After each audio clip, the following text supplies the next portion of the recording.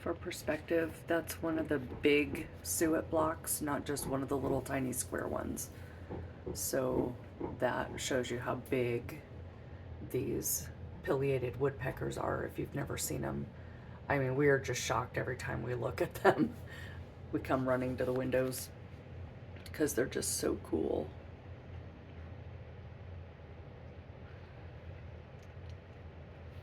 Little red-headed dinosaur.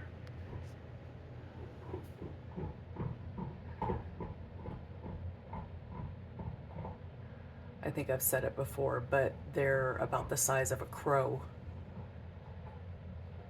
So they're quite large. And they go through that suet block really quick. Aren't they cool?